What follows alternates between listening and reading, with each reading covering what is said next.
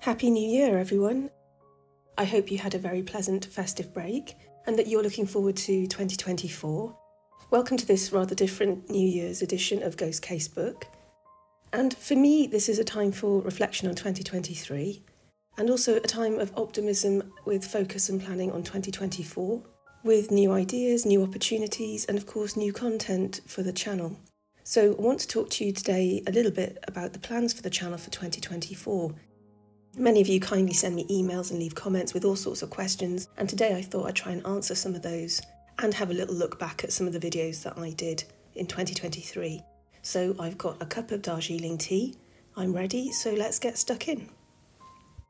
I received a question from Paul up in Whitehaven in Cumbria, who asked if I plan to continue with monthly uploads, or will we see more or less content in 2024? The answer is there's going to be more content. There's going to be the usual longer videos that are released every 4 weeks or so, and then there's going to be a new video series that I plan to call Supernatural Sundays that will act as sort of interim videos. I'll talk a bit more about that series in a moment. The longer videos that I produce generally focus on a range of stories from either a location, a region, they might have a theme in common, and the videos I used to create when I started posting videos in autumn of 2022, they were much shorter and were quite different to the ones that I create now. In order to research, write, record and produce the videos I make now takes longer, and inevitably more stories, details pop up after the main video has been made. And currently I'm working on 3 different videos for the spring. All of them are quite long, so there's plenty to come very soon. The Supernatural Sunday videos are not going to be every Sunday, but they will follow the same format of the videos I make now, so that will continue. But they are likely to be shorter in length than the main videos. But they might include different cases of hauntings from a range of locations. They might be from the UK, they might be from abroad, they might include a couple of stories linked together somehow. And this is a really good way for me to cover more locations, different types of hauntings across the country, and to share with you a range of cases that might well be completely new to many of you, and that is something that I really look forward to, and it really excites me. I love it when people say to me, I'd never heard of that story, or I didn't know that that place was haunted, or what, With regards to the postscript, I've been reading a lot recently into research about the paranormal, and I'd like to include some details of some theories that parapsychologists might have, that sort of thing. I will use the community post feature to let you know when the videos will be released, but they are likely to be released on Sundays at 5 o'clock. That's the plan. So hopefully you'll have 12 full-length videos and maybe 12 or more Supernatural Sunday videos to watch in between. And I hope you like this idea, and please do feel free to leave your thoughts in the comments section below. The first video is going to be released on Sunday the 7th of January and focuses on a very interesting poltergeist case that is rather extreme, to say the least. And I suspect for many of you this will be an entirely new story, but don't miss it because it is an eye-opener for sure. What else do I need to tell you? Oh yeah, I'm going to film abroad in the spring. I'm really excited about this. I am going long haul abroad to some very creepy places, and I will be filming there, provided I am not shaking with fear. These are creepy places, and there will be far more news on that nearer the time. But this will be the first long-haul trip, actually, that I've taken since the pandemic. So I'm very excited about that. And I'm going to be brave and push myself and try and create these videos from some spooky locations for you. Okay, the next question is one that I get asked quite regularly by a lot of people, which is, do you plan to move on to Patreon or a subscription service in the future? This is one I'm not completely sure about, and I'll explain why. There are some topics and even words that are a definite no-no on certain platforms. I've got to be really careful how I word this today. And I know that many of you picked up on this in the first story about Jenny in the Christmas special that I released just a few weeks ago. In the summer, when I covered the ghosts of Brighton, I really wanted to create a video called The Ghosts of Beachy Head. Now, Beachy Head has a fascinating history and is apparently very haunted, but as I'm sure you can gather, any such video is likely to touch on a specific thing that Beachy Head is well known for, and content of that nature and about that topic would be a big problem for many platforms. I haven't decided on Patreon just yet, but it seems that there are more and more obstacles to overcome regarding content. I did have a video pulled in March, which was the Ghosts of York, the first one, because I had an illustration, a drawing by an artist that was deemed to be too graphic, and it involved displays from executions at Micklegate Bar. And you'd see this in a history book, and it wasn't a photograph, but it became an issue. And the problem is I have to respect the platform's rules, otherwise I can't have a channel at all, I suppose. It's not ideal, but it is what it is. The next question is, are there plans for any social media or a shop for the channel? And the answer is yes. I am going to be going onto Instagram very soon for updates and various bits and pieces. Once that's up and running, I will let you know. There are plans for a shop where you'll be able to buy all sorts of things like mugs and pens. And again, stay in touch with me on the community posts and I'll let you know when that happens. Are there any plans for ASMR videos? Now, this is a question I do get asked a lot, and the answer would be yes, there are plans, but only as an experiment at this point. And one of my viewers commented that if I did an ASMR video, he would die a happy man, which I thought was a bit extreme, but I am happy to give it a try. I don't think I'm going to be up there with Maria at Gentle Whispering at all, and I'd really like to hear from you if you are an ASMR fan. Maybe you could let me know what sorts of things you like. Do you enjoy tapping, whispering, tracing? Do you want it to have a ghostly theme or something different? I'm happy to do it, but I need you to help me out with this one. How far in advance do you plan your videos? The answer really is it varies. The Christmas video I released last month, I began gathering ideas in June when it was boiling hot here in the UK. And other times I'll find a story and think that's a great story. I really want to include it somewhere. And then every now and again I'll sit down and do some planning and really sort of think of an outline of what the year might look like. And the Halloween video that I released took about 4 weeks to create. Today, in fact, I had an idea for Halloween 2024. The ideas keep coming and I have to write them down and hope that I can turn them into something interesting for you. Would I consider reading any audiobooks or stories by different writers? The answer is yes, I would, but it completely depends if my subscribers would like me to do this. I absolutely love some of the old stories like The Signalman by Dickens, The Monkey's Paw, The Red Room, stories by people like H.G. Wells, M.R. James, Sir Arthur Conan Doyle, and they would need to be out of copyright, but yes, I would consider it. And I do think that is something for the future. Also, I would always try and cover some of the more obscure stories, possibly some from abroad too, ideally. Maybe you can let me know what you think in the comments section below.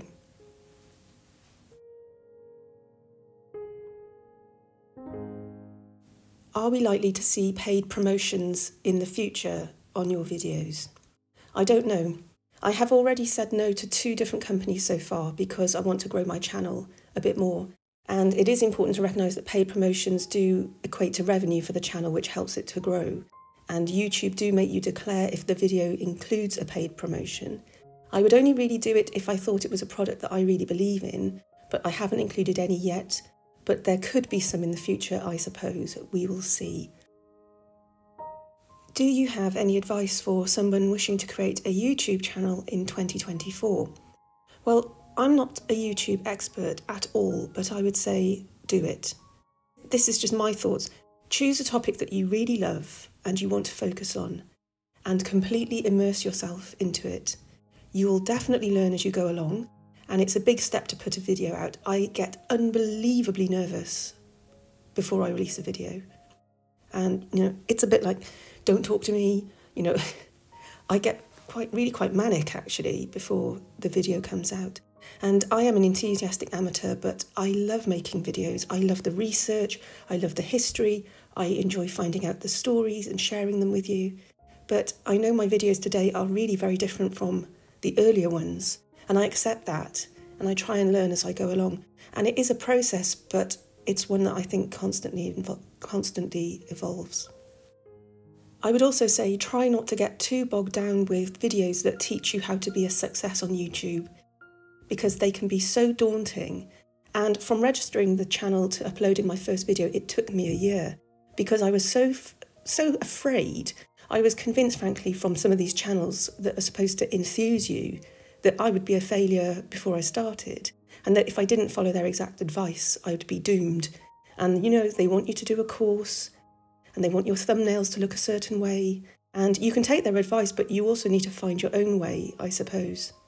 I was convinced I needed an AI voice to read my material because I was absolutely terrified of using my own voice.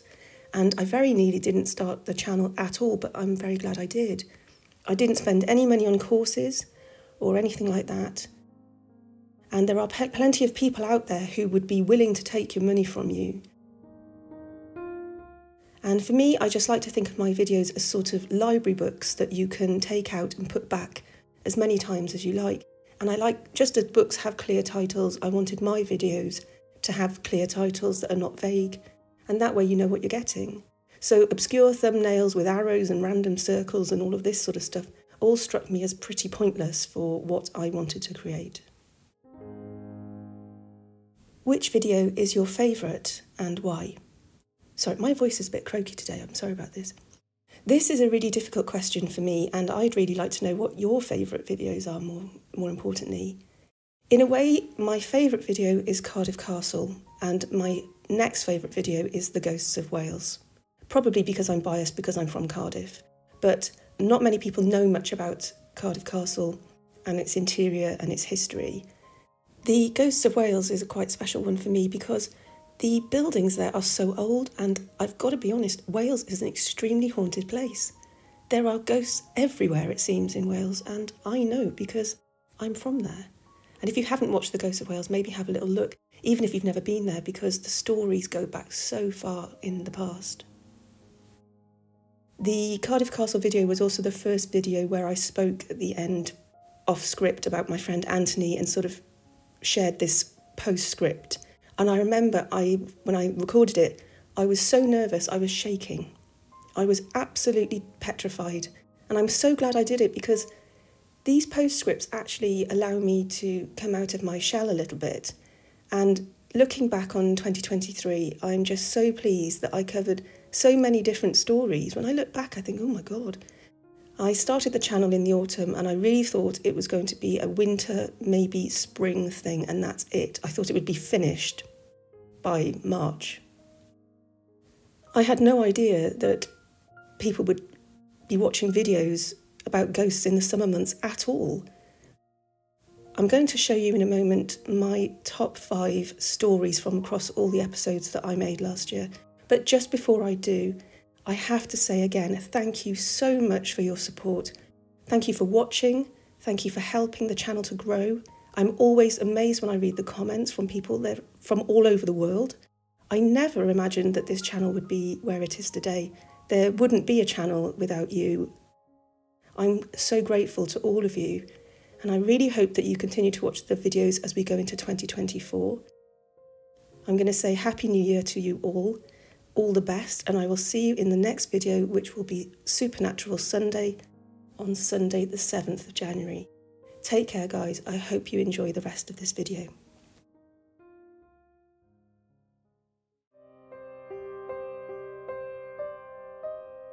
On the corner of Hope Street and Myrtle Street stands the impressive Philharmonic Hall, a Grade II listed building that opened in 1939. A purpose-built hall for the Liverpool Philharmonic Society originally opened its doors on the site in 1849, with space for an audience of 2,100 and capacity for an orchestra of 250 musicians.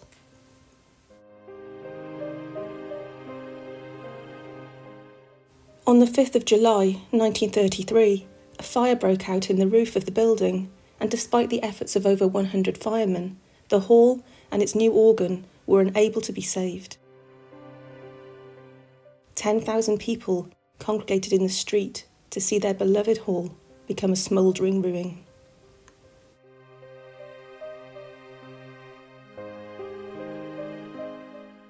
The hall we see today was built in the Art Deco style of the 1930s and was praised by the Manchester Evening News, who wrote, "The magnificent compliment Liverpool has paid to the cause of music in England almost takes one's breath away. A hall of great size, noble proportions, and up-to-date appointments, ready to take its place amongst the most eminent homes of musical culture in this or any other country." What they didn't realise at the time was the hall quickly became home to a resident ghost. In the 1940s, a housekeeper named Mrs. Runnicus was alarmed to see a cleaner dashing towards her with a terrified look on her face. It was early in the morning, the hall was closed, and Mrs. Runnicus was unable to comprehend what might have caused such alarm. It transpired that the cleaner had been unable to clean box 8 as it was occupied by a woman dressed in white. She had asked for her to move, but there was no reply. Taking matters into her own hands, Mrs. Runnicus entered box 8, and indeed she saw a woman in white clothing staring out into the auditorium. She kindly requested, "Please leave the hall, madam. We are closed to the public." The woman in white simply uttered the words, "Your son is not dead. He is safe."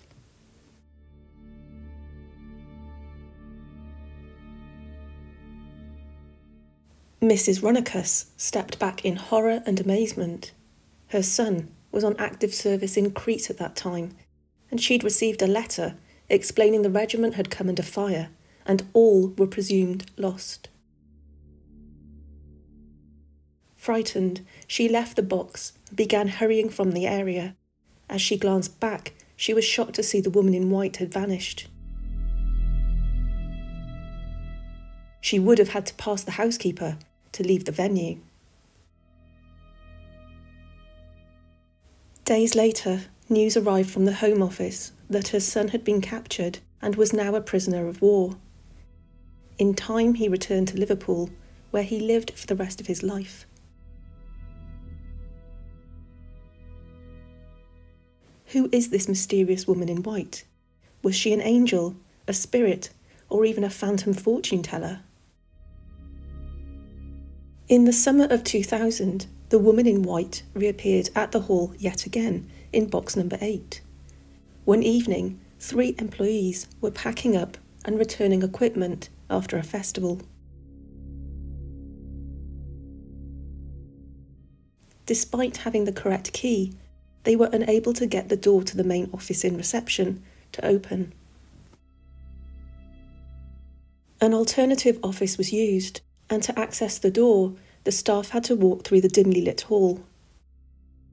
One of the colleagues, momentarily, saw a woman in white standing in box 8.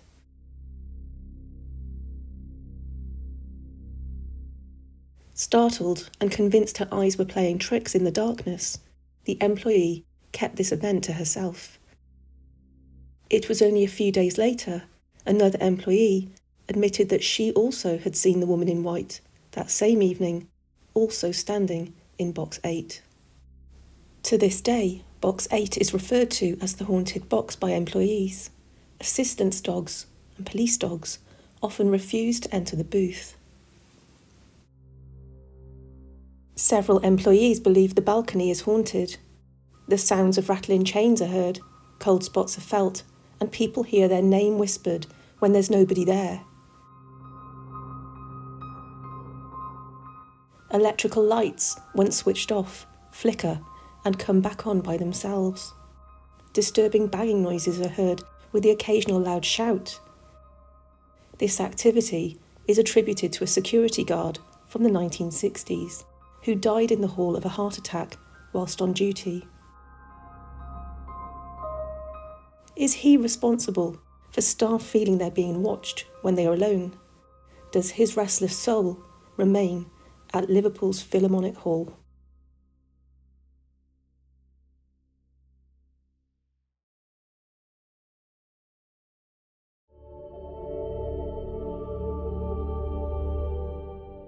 second Marquess of Bute was a very wealthy industrialist and aristocrat in Georgian and Victorian Britain. He was ambitious, developed land estates for maximum return, and played a central role in the creation of Cardiff docks.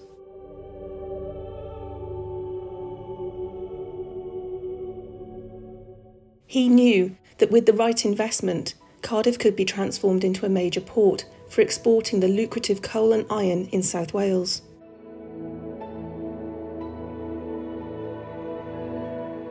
He was right, and the port became one of the largest dock systems in the world. At its peak, in 1913, 10.7 million tonnes of coal were exported from the port.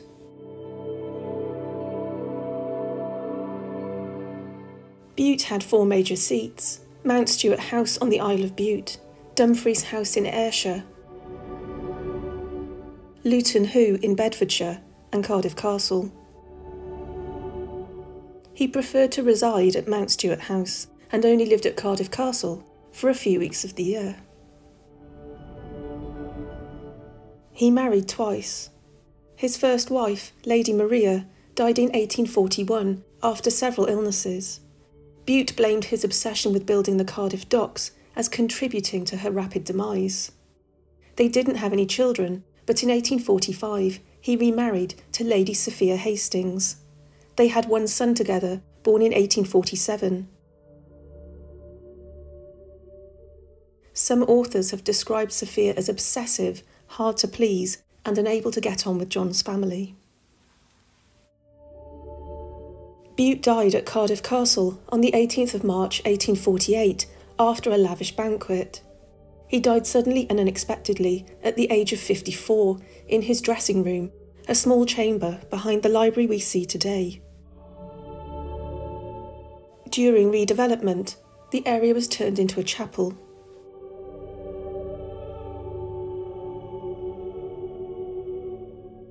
Occasionally, the second Marquess of Bute appears in the library, near the fireplace. During his time, this was a doorway. He then passes through a thick stone wall to a corridor, and then through another wall into the chapel.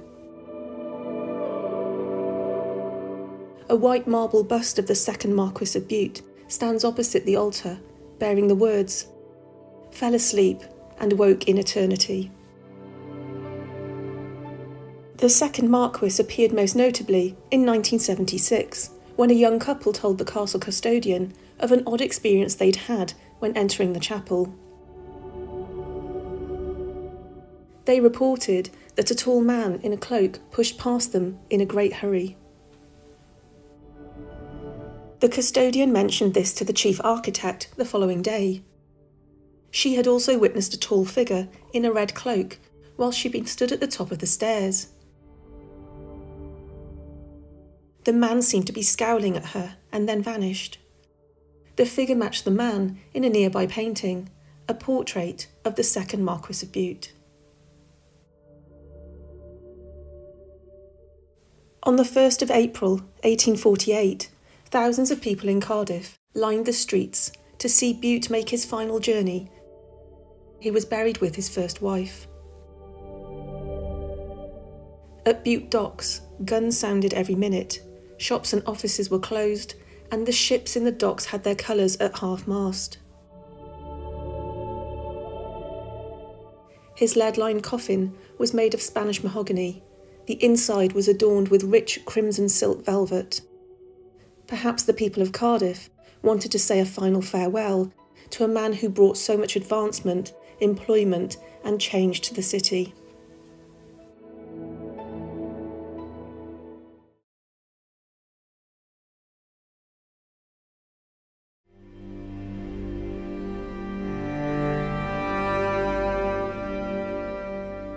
Powys Castle is a medieval castle, fortress and grand country house near the market town of Welshpool, just a few miles from the Welsh border with England. The seat of Welsh nobles, the Herbert family, Earls of Powys, the castle is known for its formal gardens and for its interiors, which have been described as the most important, and the most magnificent in the country. The castle is open to the public, but there are some very different visitors moving through its beautiful rooms.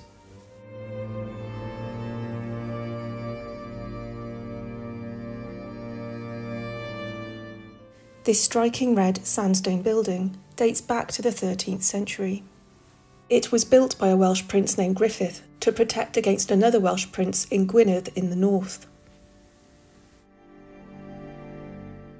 The castle was besieged in the 14th and 15th centuries. During the Civil War, the castle was owned by William Herbert, the first Baron Powys, a politician and loyal supporter of King Charles I. In October 1644, the castle was attacked and captured by parliamentarians under Sir Thomas Middleton. Eventually, after the restoration of Charles II in 1660, the castle was returned to the family.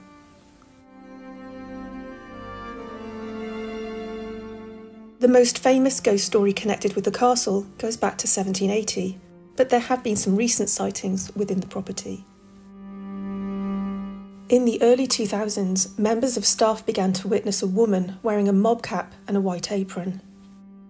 She appeared to an administrator and his son inside the on-site staff accommodation.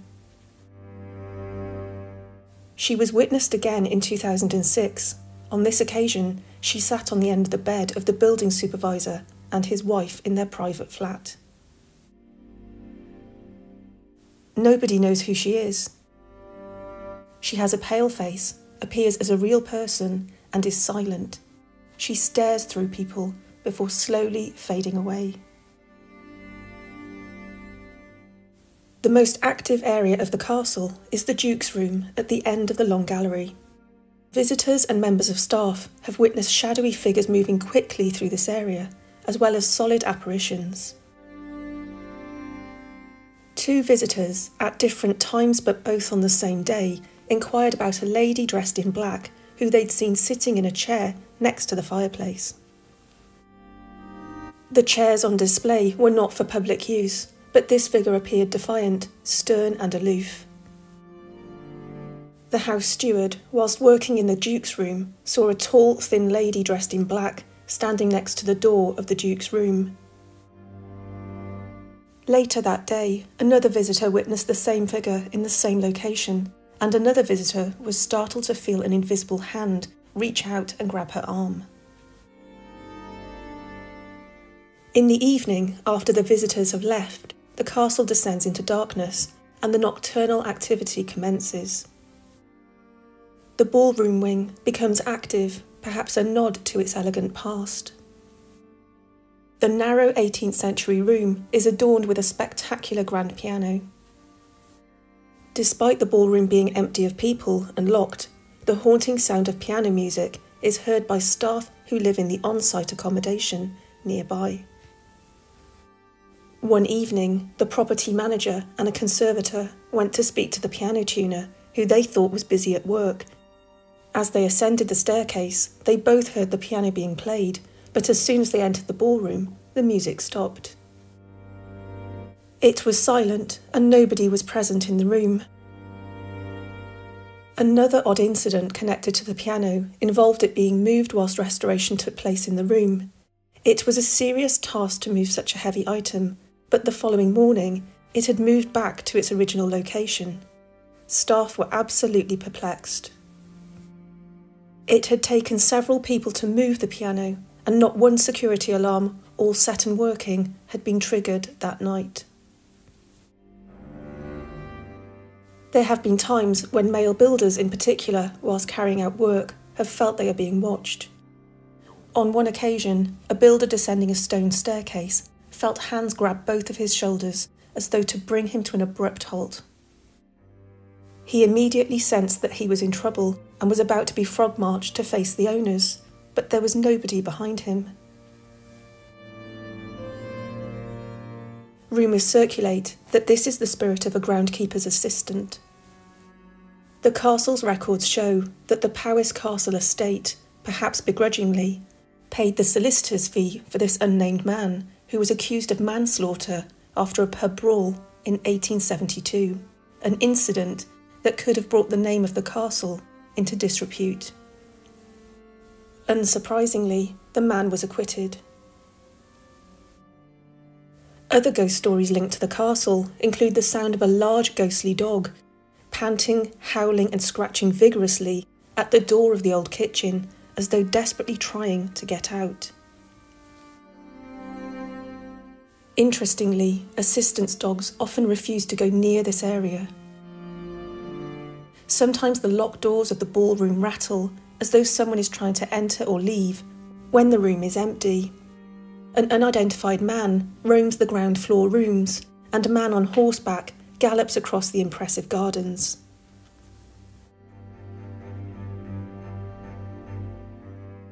Over the centuries, a series of unfortunate events befell a number of owners of the castle. In 1848, the Earl of Powys was pheasant shooting on the castle's land when he was accidentally shot in the thigh by his companion as a pheasant rose. The bullet was removed, but the wound was fatal. George Herbert, the fourth Earl of Powys, was especially unlucky. In 1910, he was out hunting on his horse and trying to leap over a brook. He was thrown by his horse, who kicked him in the back and crushed him, causing serious internal injuries. He lived with very poor health for the rest of his life.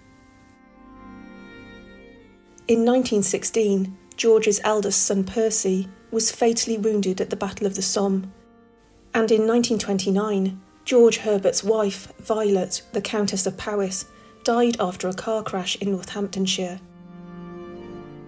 She was being driven by her chauffeur, but the car skidded and collided with another vehicle. She appeared to be free of physical injury, but she died from shock shortly afterwards. She was only 64. And then in 1943, his youngest son Mervyn, aged 38, was killed on active service in the RAF over Manningtree in Essex.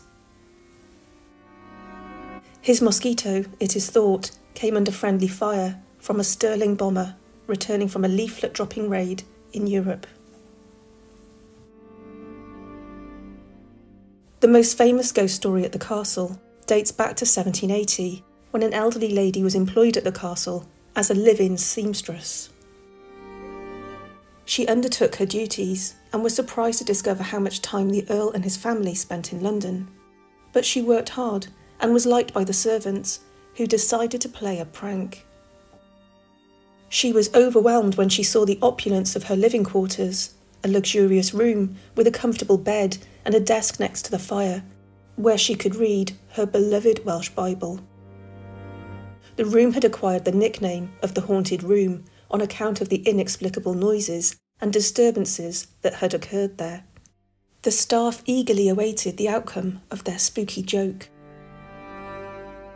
Whilst she was reading by candlelight, she heard the bedroom door open. She turned to see a gentleman wearing a gold-laced suit and a hat. He walked towards the window and looked out, resting his elbows on the windowsill. Shortly after, he turned and left the room in total silence. Alarmed and suspicious that she had seen an apparition, she fell to her knees, begging God to protect her.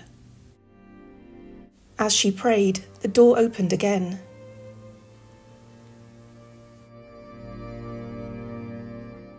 Unable to speak with fear, the seamstress watched as the same man repeated the exact same movements to the window as before.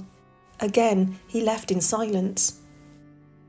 Praying for strength, the old lady vowed that if he returned, she would confront him. For a third time, the bedroom door opened, and once more the man entered. She bravely shouted, "Pray, sir, who are you, and what do you want?" The man looked at her, beckoned her to pick up a candle and follow him. Shaking, the woman obliged, and he led her along a passageway and into a small room. He lifted a floorboard and pulled out a locked box with a metal handle. He then pointed to a crevice in the wall where a key was concealed. The man stared at her and whispered, "Both casket and key must be sent to the Earl in London." "Do this, and I'll trouble the house no more." And with those words, he turned and left the room.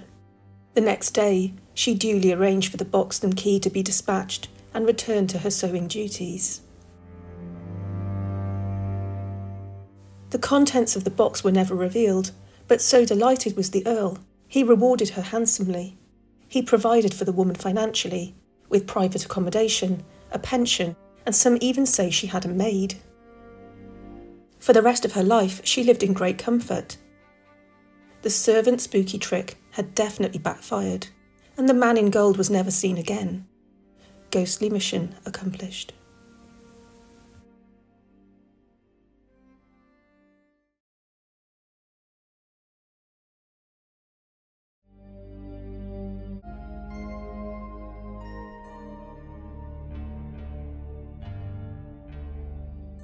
An inn has been located on this site since 1293. In the 16th century, the inn underwent remodelling and was renamed the George. This inn has always been extremely popular. It was a significant stop for those travelling between London and the West Country, including Bath and Bristol. Not only is the building said to be cursed, it is also said to be home to a resident ghost. The building sits on the junction of the River Pang and the River Thames, and subsequently this area of Pangbourne, including the hotel's cellars, used to flood quite regularly. In 1603, the decision was made to fill in the cellars permanently. As workmen prepared the area, they made a startling discovery. Deep within the dark and rat-infested cellar was a barely recognisable woman, dressed in ragged clothing, who appeared to be bleeding from the mouth. She shouted at the men to leave her be. The men, startled and afraid, left the cellar to consult the owners about their findings. Strangely, the owners knew about the woman. She was identified as a local witch named Betty Price, and for some time she had lived in the cellars, surviving by consuming the rats that existed in the cellars alongside her.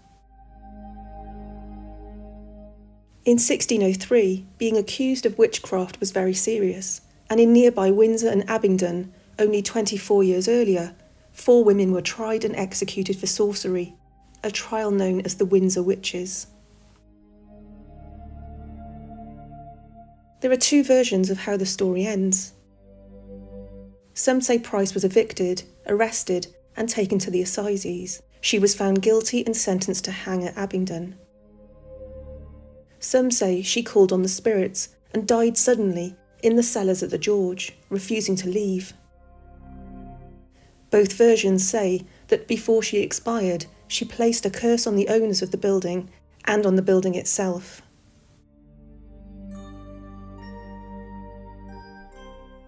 The vengeful apparition of Betty has been seen walking through the corridors of the hotel, dripping wet and leaving a disgusting stench as she passes. Wet and dirty footprints have been seen and felt on the carpet and bare floors of the inn.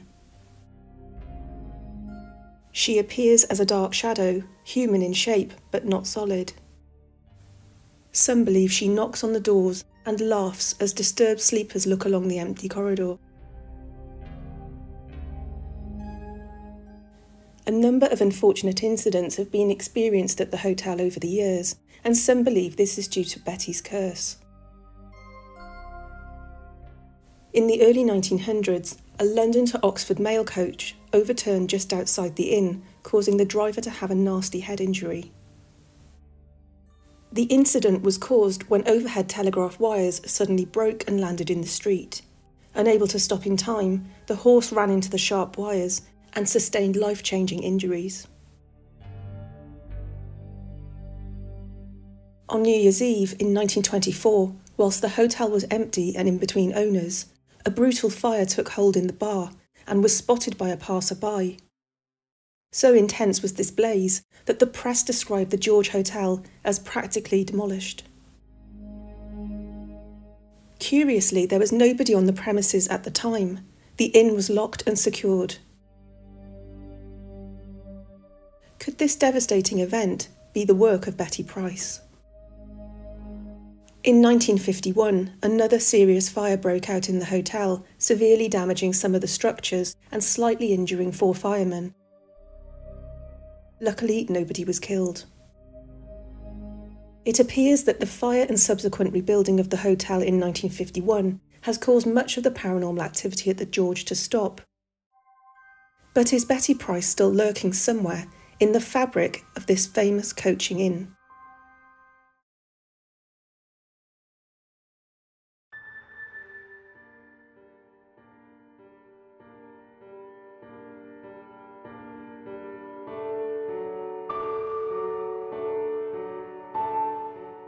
The Sunderland Empire Theatre opened in 1907, originally called the Empire Palace, and is one of the largest venues in the northeast of England.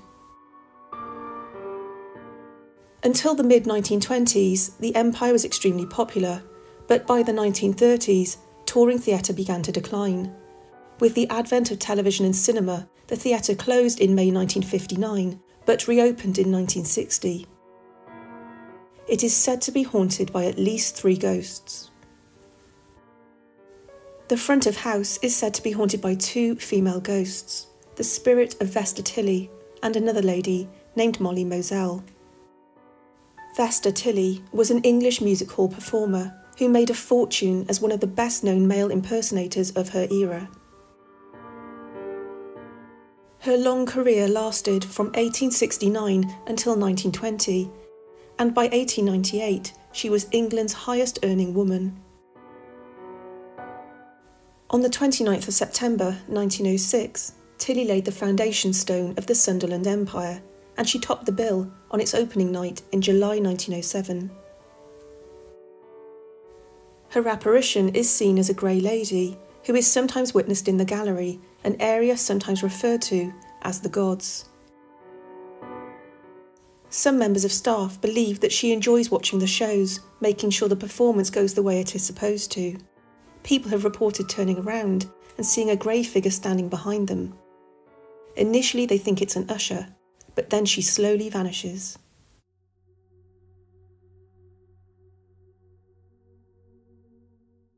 The most famous ghost at the Sunderland Empire is that of comedy actor Sid James, who suffered a fatal heart attack on stage here in 1976. His distinct dirty laugh and comedic style was loved by many, and he was best known for his numerous roles in the Carry On series. He married 3 times and was a compulsive but unsuccessful gambler. He had an agreement with his agent not to reveal to his wife how much he was being paid, in order to set aside an amount for gambling.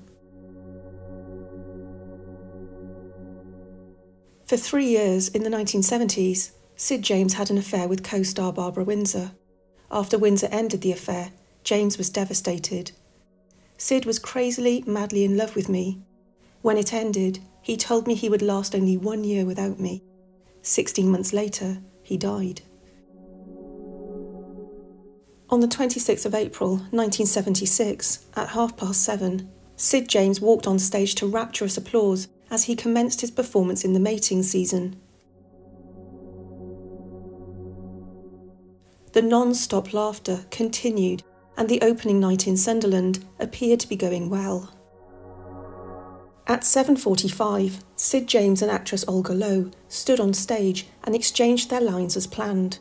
She noticed Sid did not deliver the scripted answer. He'd attempted to speak, but stepped backwards and lowered himself onto a sofa whilst he clutched his chest.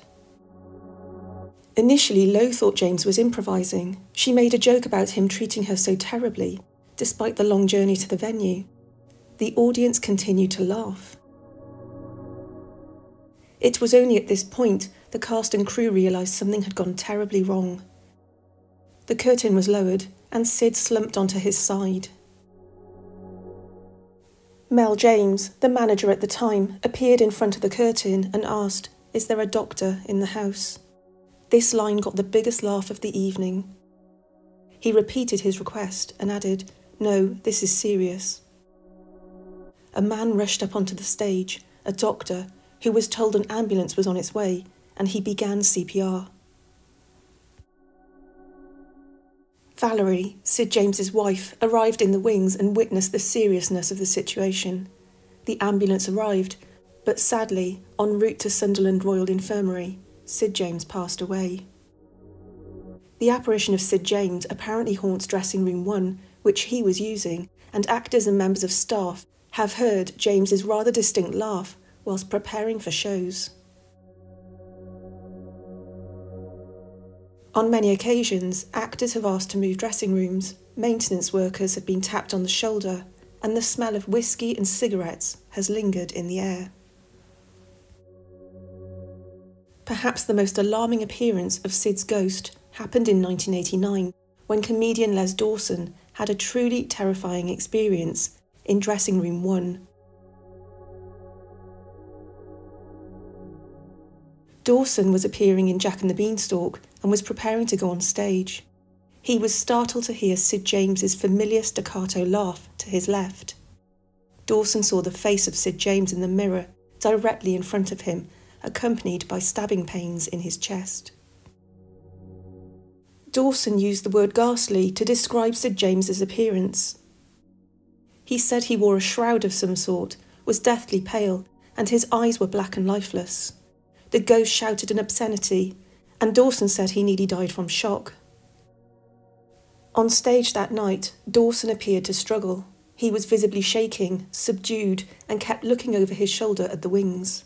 After the performance, he silently packed up his belongings and left. He stated, "Nothing would tempt me to return to that theatre, and certainly not in the dressing room. What I experienced in that room will stay with me for the rest of my life."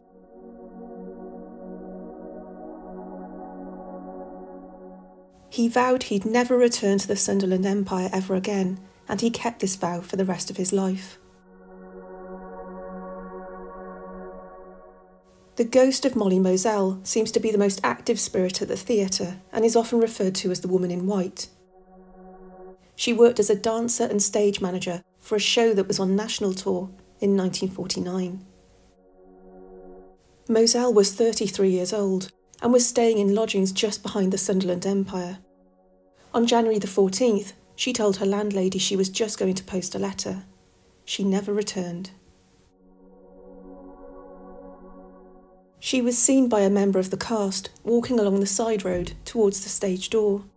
Another witness said she was having a drink with a Russian soldier in the neighbouring Dun Cow pub, but she was never seen again. She simply vanished. The police were called and investigations were fruitless. There was no sign of the missing girl. 11 years later, a rotting torso and an upper half of a leg were discovered in the River Wear. Police believed the body had been washed out of a shallow grave due to flooding. The post-mortem revealed that the remains were that of a woman between 25 and 50 years old, roughly 5'3", but it was impossible to verify the identity of the body. Whatever happened to Molly remains a mystery. A member of staff working upstairs in the theatre's Circle Bar was cleaning up one night when she heard doors slam shut. Thinking another colleague was about, she looked around to see a lady in white walking off to the very top circle, or the gods, an area of the theatre where some staff refused to work alone. The White Lady was witnessed in 2016 during a performance of Joseph and the Amazing Technicolor Dreamcoat. A young boy from London was visiting Sunderland for the first time with his family. He came out of the dress circle toilets and told his mum that he'd been talking to Molly in there. Alarmed, his mother spoke to a member of staff, who explained that nobody named Molly worked at the theatre.